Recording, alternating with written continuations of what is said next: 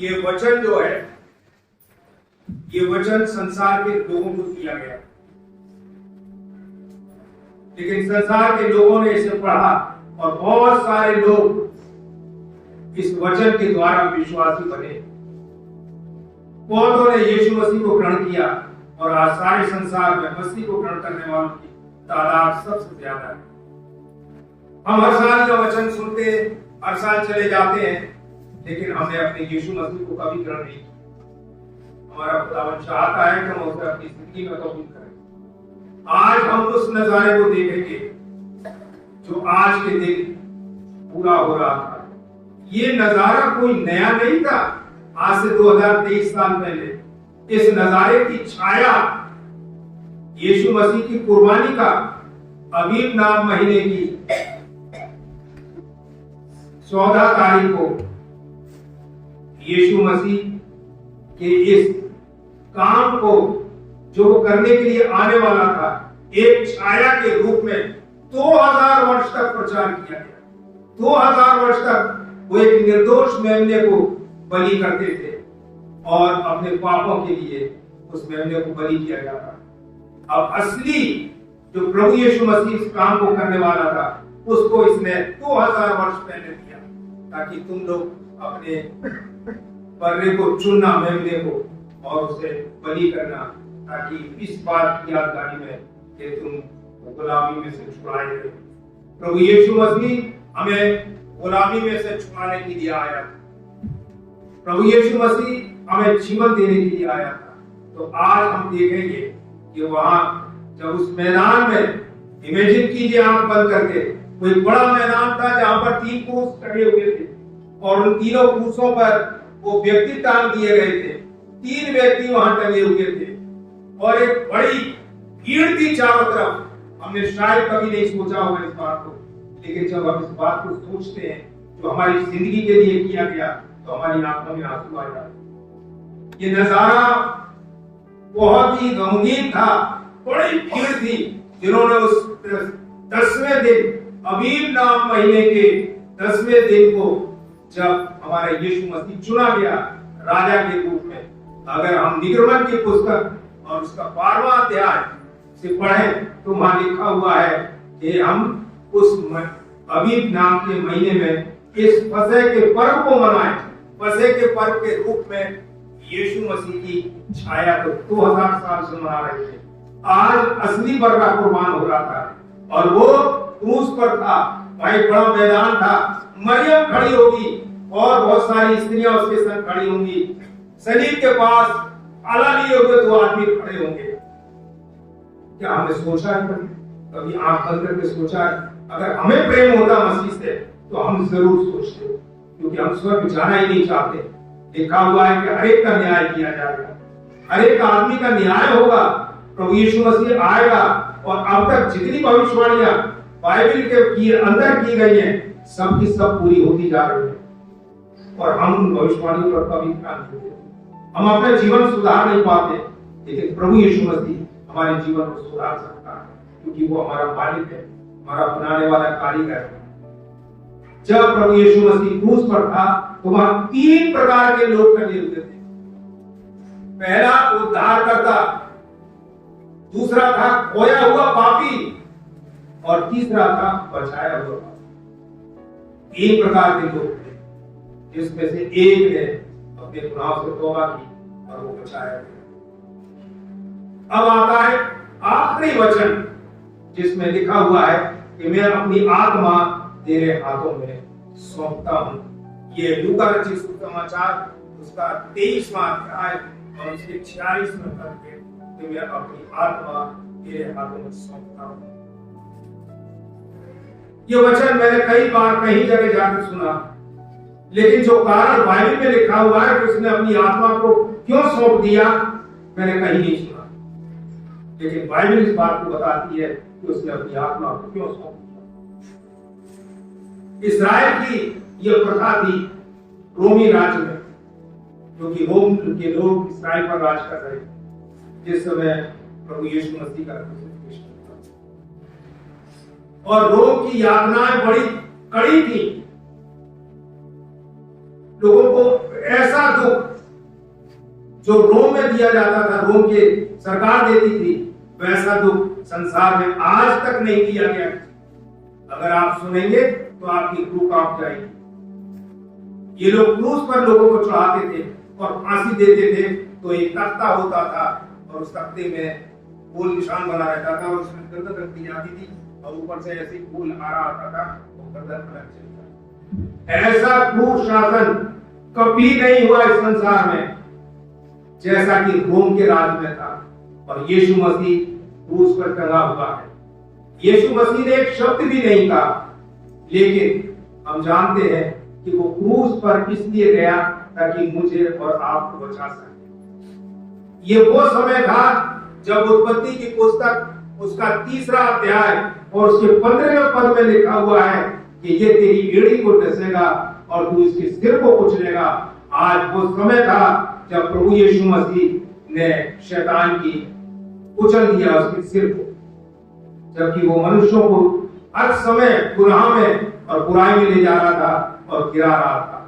परमेश्वर ने, यीशु ही परमेश्वर था, यीशु मसीह परमेश्वर है, वही हमारा उद्धार करता है। जब वो स्वर्ग में था वो उसे यहोवा के नाम से उठा, लेकिन जब गुनाह बढ़ गया और संसार में कुर्बानियों के बाद भी लोग जबरन गुनाह करते थे और हर साल मेमने की कुर्बानी देते थे, तब परमेश्वर ने बालक के रूप में इस संसार में जन्म लिया।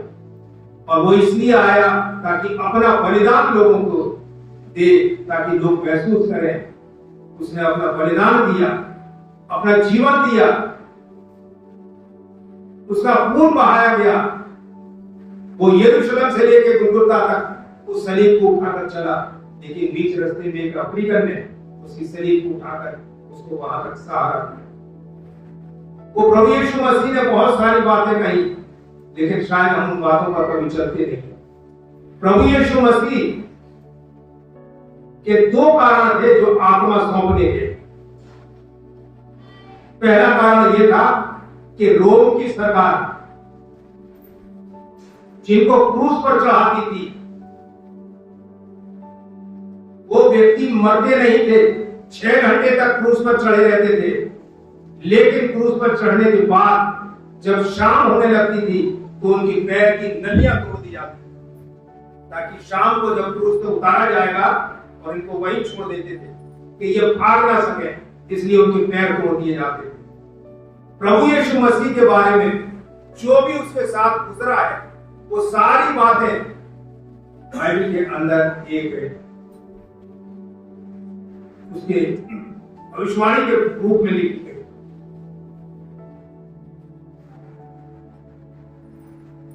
भजन संहिता 34 उसके 20वें अध्याय में लिखा, 20वें पद में लिखा हुआ है, वह उसकी हड्डी हड्डी की रक्षा करता है और उसमें से एक भी टूटने नहीं पाती। अगर प्रभु यीशु मसीह अपना प्राण सलीब पर नहीं देता तो उसकी हड्डी तोड़ दी जाती शाम, लेकिन वचन में लिखा हुआ है कि उसकी कोई हड्डी नहीं तोड़ी जाएगी। वह उसकी हड्डी हड्डी की, तो पास बाइबल में पढ़ के देखें, यही लिखा हुआ है, वह उसकी हड्डी हड्डी की रक्षा करता है और उनमें से एक भी नहीं तोड़ी जाती। परमेश्वर ने उसकी हड्डी की रक्षा की। अब जो कुर्बानी 2000 वर्ष से पहले मेमने को बलि करते थे, उसके लिए भी लिखा निर्गमन 12:46 में एक उसकी कोई हड्डी तोड़ी ना जाए। पढ़ लो बेटा, निर्गमन की पुस्तक उसका 12वां अध्याय उसका 46।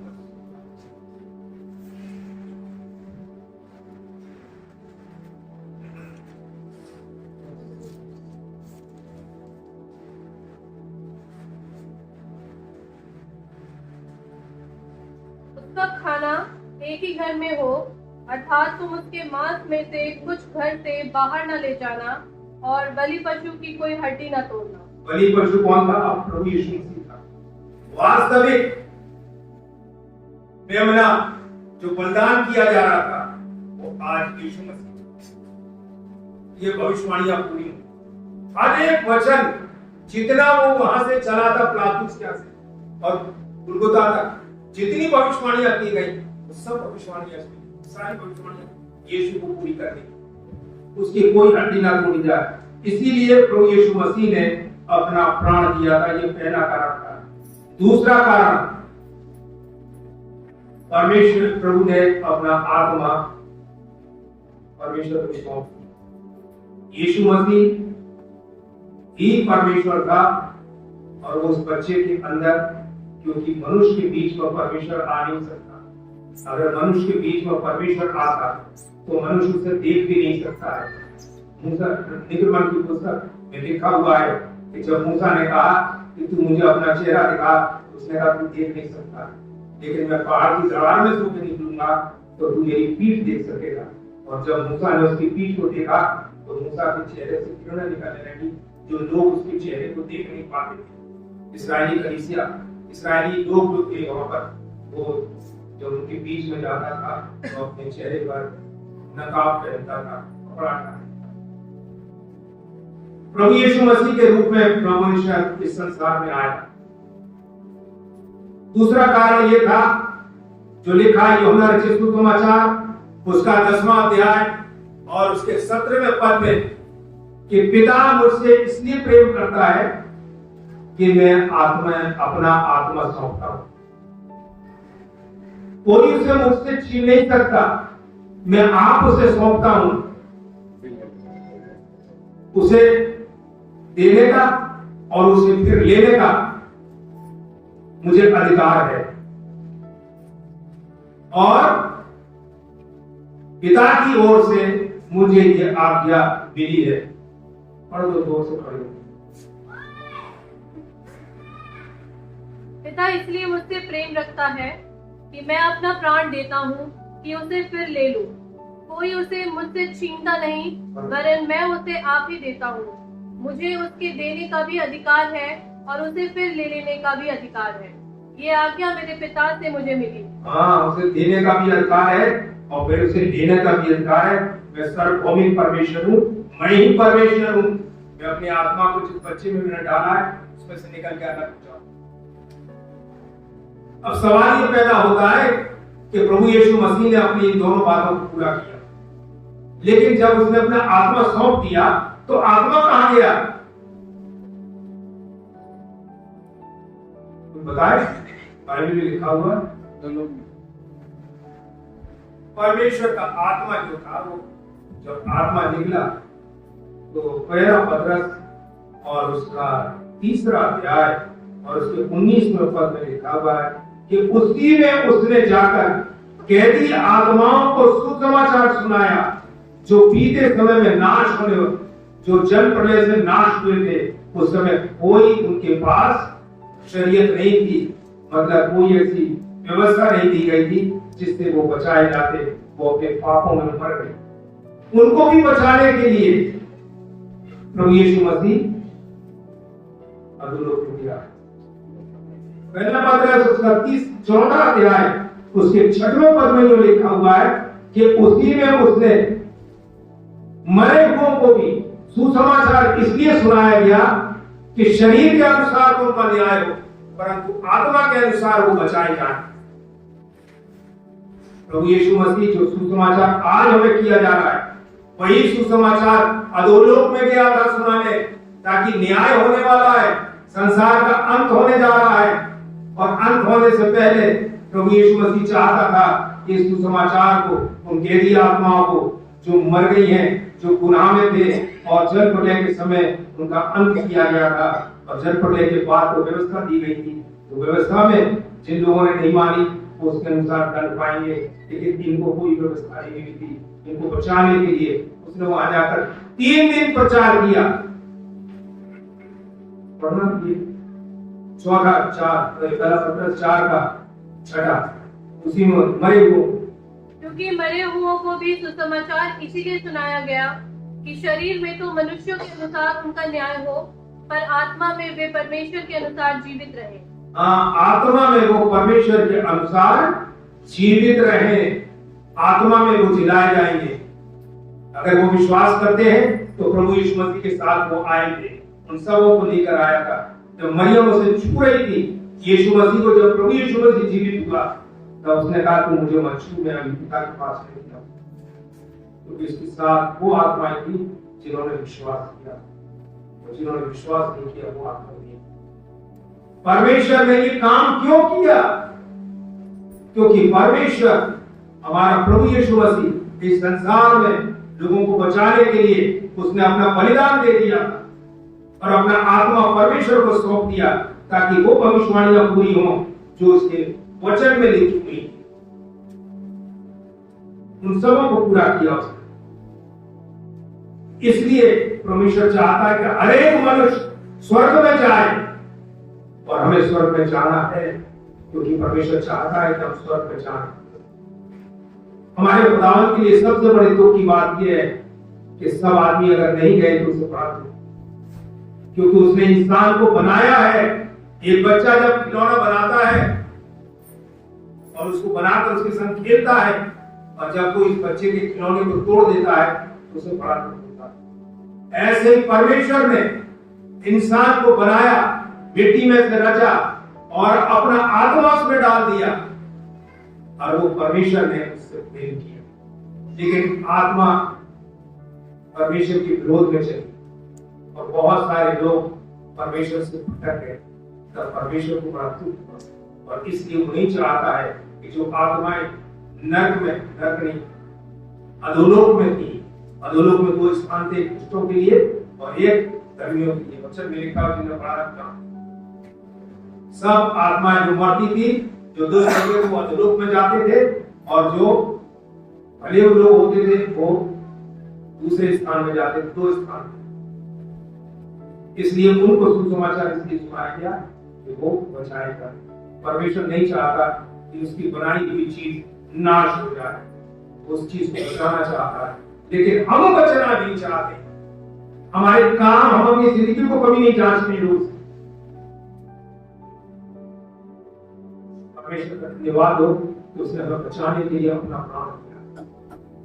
जरूरत है कि हम अपने खुदावंद से प्यार करें। उसने अपना बलिदान दिया, अपना खून बहाया। ये हमारे प्रभु यीशु मसीह की इच्छा है। हम आज से अपने जीवन को परमेश्वर की संगति में लगाएं और यहाँ से जाकर परमेश्वर के वचन को भी मनन करते हैं। हमारी आदत तो ऐसी है जो छोटे बच्चे करते हैं ना, वैसी आदतें हमारी बनती है परमेश्वर के वचन में। वो नहीं पढ़ रहा है बाइबल, मैं भी नहीं पढ़ रहा। अच्छा, उसने ये काम नहीं किया तो मैं भी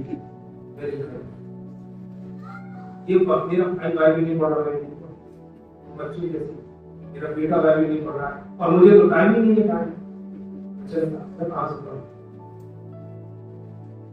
तो ये हमें जरूरत है कि हमारा परमेश्वर जो है हमसे प्रेम करता है और चाहता है कि हम सब बचाए जाए। आज संसार में सबसे ज्यादा व्यभिचार की आत्मा काम कर रही, जबरदस्त। लड़के और लड़कियां, जवान लड़के और लड़कियां परमेश्वर के मार्ग से भटक गए। चर्च में तो सुनते हैं लेकिन मार्ग से भटके हुए। परमेश्वर उन्हें भी बचाना चाहता है। आज इनके लिए कितना प्रचार हो रहा है, बहुत जबरदस्त प्रचार हो रहा है। और हर चर्च में जहां कहीं भी कन्वेंशन हो रही है वहां पर ये लोग जाते हैं और लोगों को समझाते हैं, लड़के को लड़कियों। हम जो आज्ञा परमेश्वर की नहीं मान रहे हैं, दूसरा भी हमें देखकर आज्ञा नहीं मानता है। तो दूसरे को देखता है किसने ऐसा किया तो वो खुद भी अपने आप को ऐसा करता है। हमें जरूरत है कि हम अपने रास्ते पर सही तरीके से चलें ताकि परमेश्वर हमें आशीष। अब वो 6 वचन जो बोले गए थे उनका खुलासा क्या है वो मैं आपके सामने बताना चाहता हूं। पहला वचन था, हे मेरे परमेश्वर, हे पिता, इन्हें क्षमा कर क्योंकि ये नहीं जानते कि ये क्या करते। क्षमा, क्षमा जो है वो प्रेम को दर्शाती है। दूसरा वचन था, आज ही तू मेरे साथ स्वर्गलोक में होगा। ये माफी को दर्शाती है। और जब ये व्यक्ति जिसने अपने अपराध को मान लिया, ये पहला व्यक्ति था जो स्वर्ग में गया, अभी तक कोई स्वर्ग में नहीं गया। अब स्वर्ग खोल दिया गया था क्योंकि यीशु मसीह उन आत्माओं को लेकर आ रहा था जिन्होंने विश्वास कर लिया वो स्वर्ग में जाने। तीसरा था, आए औरत हे नारी देख ये तेरा बेटा। इसको वो प्यार दिखाया गया।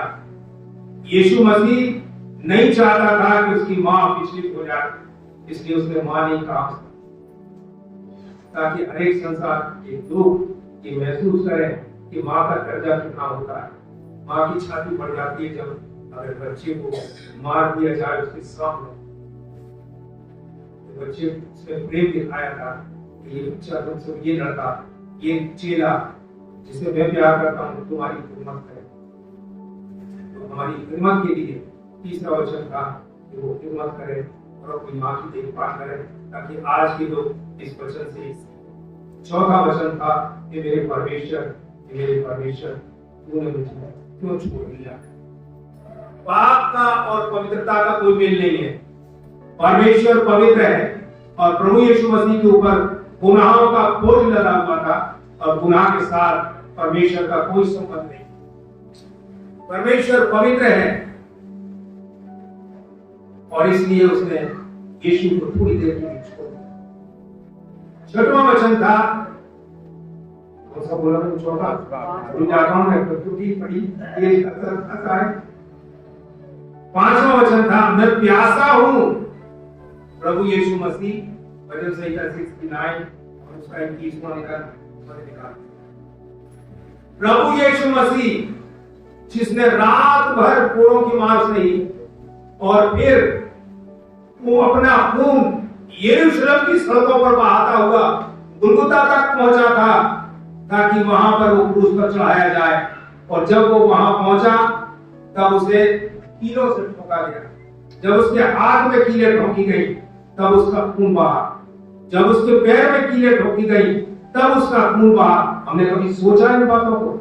जब उसके सिर पर कांटों का ताज रखा गया तब उसके सरकंडे से उसके सिर को ठोक दिया गया और उसका सारा खून यहाँ पर बह रहा। अब उसके शरीर में खून नहीं था। जब कोई आदमी कट जाता है या मर जाता है, मैंने बहुत लोगों को कटते देखा पीछे से। जब मर जाता है वो पानी मांगता है, मुझे पानी चाहिए, मुझे पानी चाहिए। यीशु मसीह का सारा खून निचुड़ चुका था, आखिरी बूंद तक चली गई थी और वो प्यासा हुआ। मुझे प्यास लगी है। और 69:21 लिखा हुआ प्यास, उसे सिरका दिया गया है। लोगों ने मेरे खाने के लिए इंद्रायण दिया और मेरी प्यास बुझाने के लिए मुझे सिरका पिलाया। हाँ, उसे सिरका दिया गया लेकिन उसने नहीं दिया। हर बात जो खुदा यीशु मसीह के साथ गुजरी, जितनी मार उसमें लगी, जितने कोड़ों से मारा गया, सबका जिक्र यशायाह नबी की पुस्तक उसके 53वें अध्याय में लिखा हुआ है। कोई व्यक्ति किसी के लिए अपना प्राण देता है, कोई व्यक्ति किसी को बचाने के लिए अपना प्राण नहीं देता, लेकिन यीशु मसीह ने संसार के लोगों को बचाने के लिए अपना प्राण दे दिया। मैं कभी ध्यान नहीं किया और हम बचना भी नहीं चाहते। बहुत से लोग तो कहते हैं हमें तो नरक में चले जाए। कोई आसान काम नहीं है। नरक की आग कभी बुझती नहीं है और वहां का कीड़ा कभी मरता नहीं। सबके गुनाहों को उसने माफ कर दिया, जो उस समय थे और जो पैदा हो रहे उनके, उन सबके गुनाहों को माफ कर दिया। ध्यान से सुनिए इस बात को, जो पैदा होंगे उनके भी गुनाह माफ कर दिए क्रूस पर, लेकिन उनको स्वर्ग में जाने के लिए पश्चाताप करना होगा कि मेरी जिंदगी के ये पाप है जिनको मैं तेरे सामने मान लेता हूँ। यूहन्ना रचित सुसमाचार उसका पहला अध्याय और उसके 12वें पद में यो लिखा हुआ है कि जितनों ने उसे ग्रहण किया उसने उन्हें परमेश्वर की संतान होने का अधिकार दिया। पढ़ लीजिए, मैंने वही बोला जो लिखा है। परंतु जितनों ने उसे ग्रहण किया उसने उन्हें परमेश्वर की संतान होने का अधिकार दिया, अर्थात उन्हें जो उसके नाम पर विश्वास रखते हैं। बस तब भी हमें हमारे गुनाह को उसने माफ कर दिए। जिस दिन हम पश्चाताप करते हैं उसी दिन परमेश्वर हमारे सारे अपराधों को क्षमा करता है। शर्त ये है कि हम अपने उन पापों को जो हमने बचपन से किए और हमें याद है उन सब को हम परमेश्वर के सामने में रखना है। वो हमारे पापों को क्षमा करने की गारंटी देता है। यशायाह 45 कि शायद 44 उसके 22वें पद में, मैंने तेरे अपराधों को काली घटा के समान और तेरे पापों को बादल के समान मिटा दिया, मेरी ओर लौटा क्योंकि मैंने तुझे छुड़ा लिया। 44 का 22। मैंने तेरे अपराधों को काली घटा के समान और तेरे पापों को बादल के समान मिटा दिया है, मेरी ओर फिर लौटा क्योंकि मैंने तुझे छुड़ा लिया है। अब आज जरूरत है कि आप अपने पापों को मान लें। कोई नहीं जानता किसने क्या अपराध किया। परमेश्वर का वचन कहता है कि अपनी कोठरी में जा और वहां पर घुटने टेक और वहां पर मुझसे प्रार्थना करें। प्रार्थना में हमें अपने अपराधों को मानना है। जिनको बचना है वो अपने अपराधों को मानते हैं। परमेश्वर अपने वचन के कहे और सुने जाने पर